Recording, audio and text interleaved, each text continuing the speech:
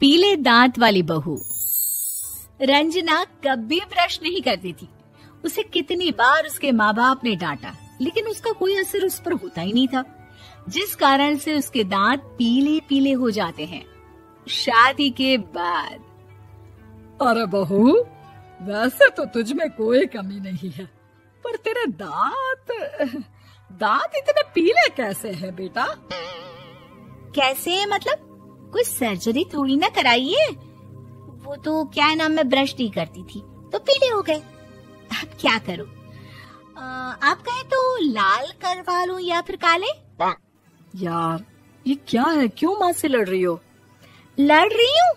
अरे मैं लड़ रही हूँ या ये बोल रही है कि दांत पीले हैं, पीले। अरे तपस्या थोड़ी ना की है इन्हें पीले करने के लिए। बकायदा ब्रश नहीं किया है 20 साल तक, तब जाकर। छी, कैसी बात कर रही हो? ये उस वक्त तो पीले नहीं थे जब हम लोग तुम्हें देखने आए थे। अरे तब साफ करवा लिया होगा डेंटिस्ट के पास जाकर। अब देखो कैसे पीले पीले लग रहे हैं। रंजना सास की तरफ गुस्से से देखती है। फिर शुरू हो गई पीले पीले पीले। अरे पीले तो तब भी थे जब मेरे हाथ का रसगुल्ला उड़ा उड़ा कर खा रही थी और बोल रही थी, लड़की नहीं गुणों का खजाना दे रहे भाई साहब। खैर अब वो लोग करते भी तो क्या करते, पीले दांत वाली बहू पल्ले पड़ी थी तो झेलना तो था ही। एक दिन कीर्तन में रंजना गाना गा रही थी। अरे कमला बहन, माँ का द्वार है, यहाँ तो सब शुद्ध होकर आते हैं, फिर अपनी बहू को ब्रश भी नहीं करवाती तुम।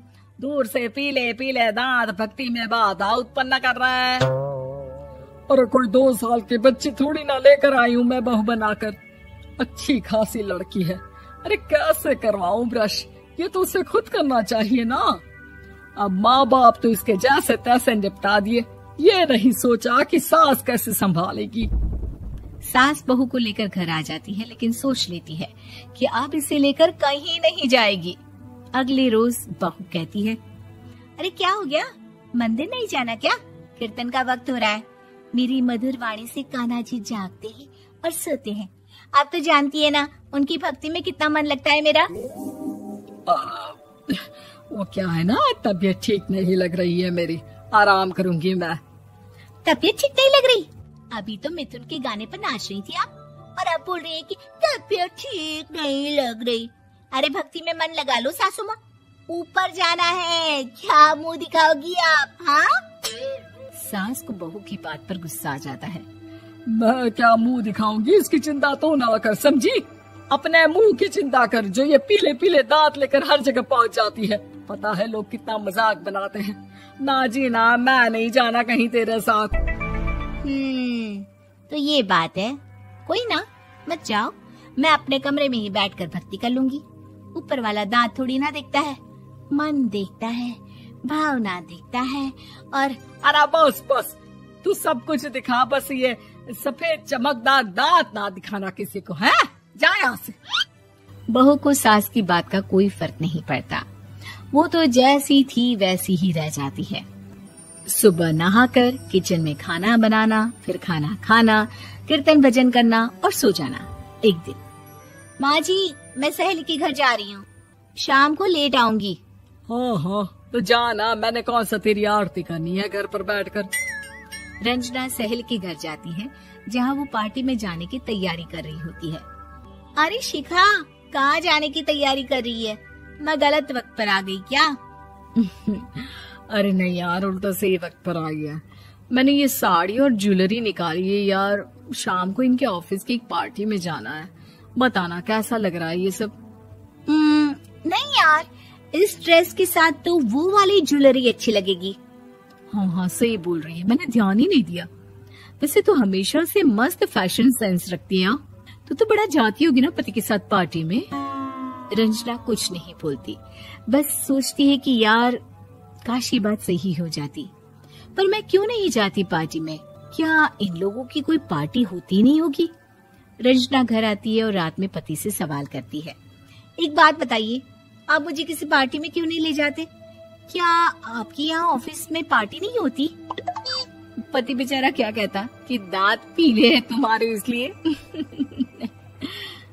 अरे कोई पार्टी होती नहीं हम लोगों के ऑफिस में, तो कहाँ से लेकर जाऊं? और मार्केट, मॉल, कहीं वीकेंड घूमना, कहीं तो। अरे यार सारे हफ्ते में एक छुट्टी मिलती है, तो सोचता हूँ कि आराम ही कर लूं। क्यों? रंजना मन मार के रह जाती है। पहले कभी सास के साथ मंदिर जाया करती थी, लेकिन वो भी सास ने ले जाना बंद कर दिया। घर बैठी बैठी रंजना बोर हो जाती है। तभी उसे आइडिया आता है और वो मायके जाने का सोचती है। सासू माँ, 2 दिनों के लिए मम्मी के घर जा रही हूँ। अच्छा ठीक है, आराम से जा। और हाँ, माँ से कुछ अच्छी आदत सीख कर आना कि कैसे शरीर के हर भाग की तरह दांतों की सफाई भी जरूरी होती है, समझी? शुरू हो गई ना आप। वो लोग आपकी तरह नहीं है कि छोटी छोटी बात का बतंगड़ बना दे। उन लोगों के लिए मैं मायने रखती हूँ, ना कि मेरे पीले पीले दांत। रंजना माँ को बिना बताए उन लोगों को सरप्राइज देती है, लेकिन जैसे ही वो दरवाजे पर पहुँचती है, अंदर देखती है कि घर वाले कहीं जा रहे होते हैं। अब माँ, काश रंजना दीदी के दांतों वाली प्रॉब्लम नहीं होती, तो वो भी हम लोगों के साथ चलती ना बुआ जी की बेटी की शादी में। हाँ बेटा, लेकिन अब उसे कौन समझाए कि उसको उसके पीले दांत नहीं दिखते, लेकिन उसके आसपास के लोगों को कितना एम्बैरेसिंग फील कराते हैं। मुझे तो कितनी बार उसके स्कूल की टीचर ने शिकायत की कि उसके साथ कोई लड़की बैठना भी नहीं चाहती, और ना ही कॉलेज में कोई उससे बात करना चाहता था। लेकिन पता नहीं क्यों उसे ये बात समझ में ही नहीं आती। कोई कमी नहीं है उस लड़की में, बस यही कि दांत पीले हैं। वो तो भला हो जीजा जी और उनकी माँ का, जो दीदी को जैसी है वैसे ही रखा हुआ है। रंजना को अपने घर वालों की बात सुनकर बहुत दुख होता है।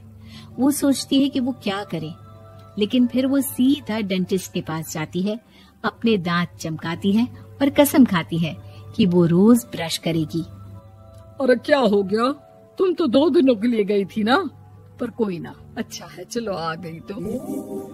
रंजना सास के सामने आकर खड़ी हो जाती है और पूरी स्माइल करती है, उसके चमकदार दांतों को दिखाती हुई।